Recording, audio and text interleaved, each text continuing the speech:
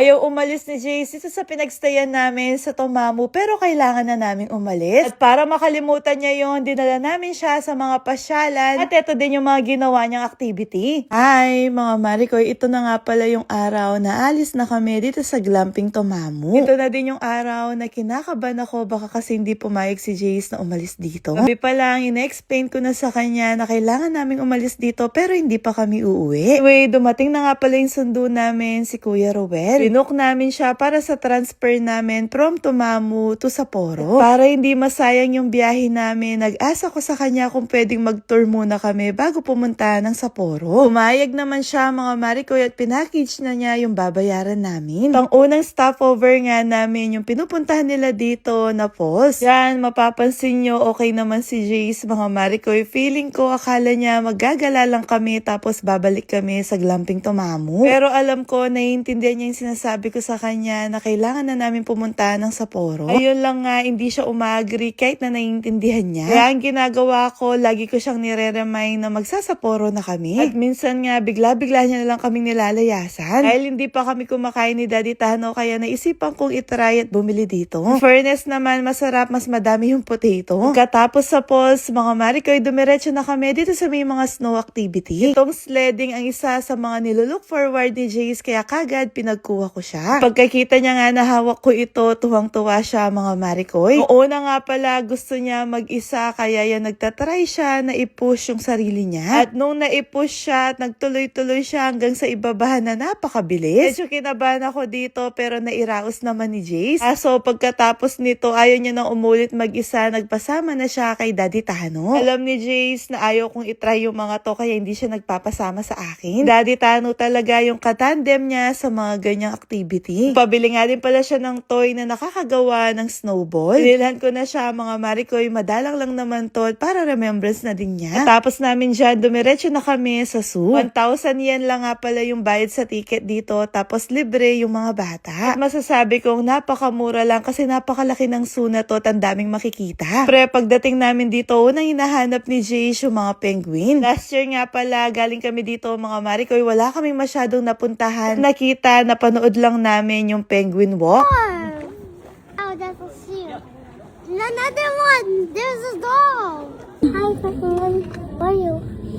They're eating the walks with penguin. What's the color of the penguin? Black, And? white.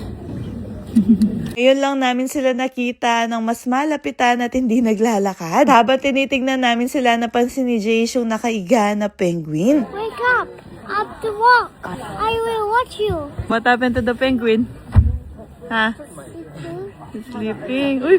Feeling ko may diarrhea yung penguin pero sabi ni Jace sleeping lang daw yung penguin. At itong penguin na to, ito na yung naging dahilan kung bakit hindi nag-mute si Jace kahit na 30 minutes kami naghihintay. Where are you? I'm here. I can sit with mommy here.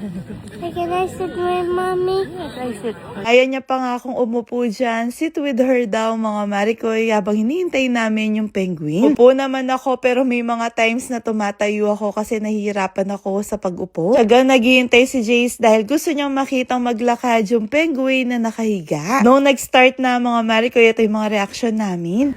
Oh, Jollibee ka na naman We're dyan. walking. Hi! Hi, penguin! Udi.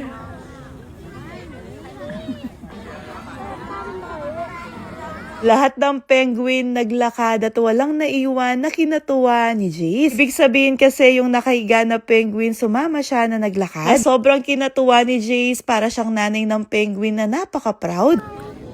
Hinintay namin yung paglalakad ng mga penguin hanggang sa madaanan nila kami at malagpasan na. Tapos napansin ni Jace na may isa pa ring penguin na nagpupo. Hindi na namin nakuha na nito at nalaman na lang namin nung sinasabi ni Jace. Are you happy? Yes. You did not cry?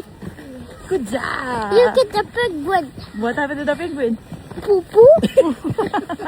Pagkatapos naming manood ng Penguin Walk, nag-decide kami na kumain na din dito. Nag-order ako ng rice at chicken para kay Jace, ramen naman sa aming dalawa ni Daddy Tano. Sobrang nasarapan ako dito dahil na din siguro nilamig ako sa labas sa kakaintay namin sa Penguin Walk. Itong si Jace naman obvious na nagutom, ayan kumakain na nga siya mag-isa. Kaya pala ayaw niyang magpasubo kay Daddy Tano. Pagkatapos namin kumain, nadaanan namin yung souvenir store at pumasok si Jace dito. Kumuha pa nga siya ng cart, mga Marikoy, akala mo matanda na nagsha-shopping. Ayan yung mga pinagbibili niya, puro penguin. Inayan ko nga din pala siya na siya yung magbayad at kumuha sa binayaran niya. Pagkatapos niyang mamili, dumiretso kami dito sa may polar bear. Pagkakita ni Jay sa polar bear, pinapakuha niya sa amin, mga Marikoy. Gusto niya pa nga pumasok sa loob at hindi siya natatakot. In-explain ko sa kanya na hindi siya pwedeng pumasok at hindi namin pwedeng iuwi yung polar bear. Are you looking?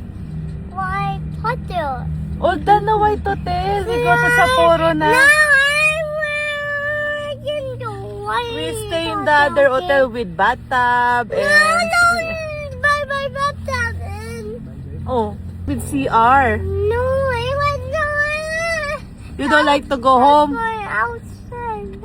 Outside CR na lang? Talaga. You want the White Hotel? Yes.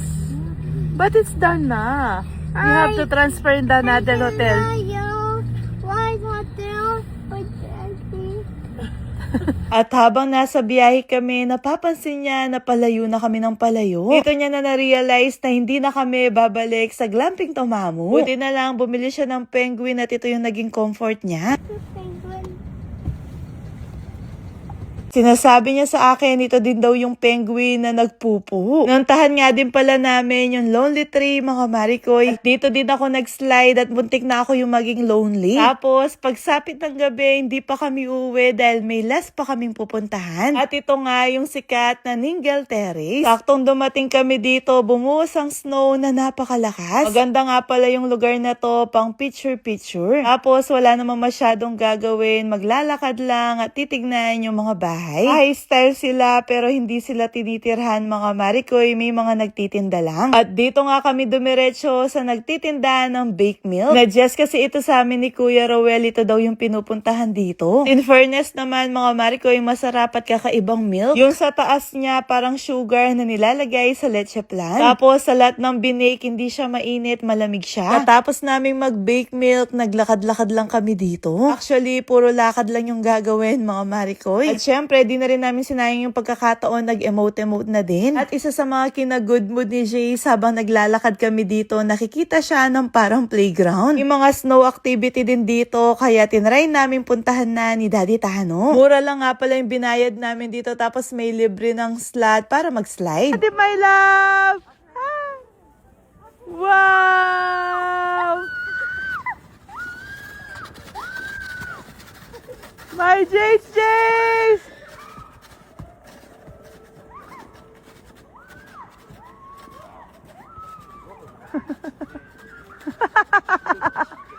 Good job! Ang sabi nga pala ni Daddy Tanong, struggle lang daw dito ang pag-akyat. Kaya 2 beses lang silang nag-slide, sumuko na siya. Na nung in-explain naman namin kay Jace, pumayag naman siya at naging okay naman. At siya yung last na pinuntahan namin, dumiretso na kami ng Sapporo. Nag-i-stay nga din pala kami dito ng 4 na araw. Pinakto ko din kasi na madadatnan namin yung snow festival dito sa Sapporo. At yung binukong hotel, mga Marikoy, kaharapan niya mismo yung Odori Park, kung saan ginaganap yung snow festival. Fairness, pagdating namin dito sa hotel, wala namang Marriott na naganap. Siguro na-realize niya na hindi pa kami uuwi. You like it?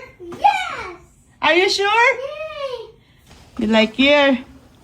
Are you sure? Yeah! Oh. Wow. Oh, that's a farm! That's Odori Park. That's a Dory Park! Tuwang-tuwa siya nung nakita niya yung park at feeling ko natatandahan niya yung last time na galing kami dito. Dinouble check niya din, mga Marikoy, kung totoong meron ng CR dito sa loob ng room. Masayang-masaya na siya ngayon. Hindi ko lang alam kapag totoong uuwi na kami ng Pilipinas. At sobrang saya ko din, mga Marikoy, kasi finally makakapagilamos na ako ng maayos dahil meron ng CR dito. Ito nga pala yung gamit ko, yung June ng Beauty Derm na Ultra Gentle Cleanser. Pag ito yung gamit ko, feel na feel ko ko talaga na malinis yung mukha ko. Tuwing umaga at gabi, bago matulog ko ginagamit yan. Tok, tok, tok, tok, tok, tok, tok. Stop! Again.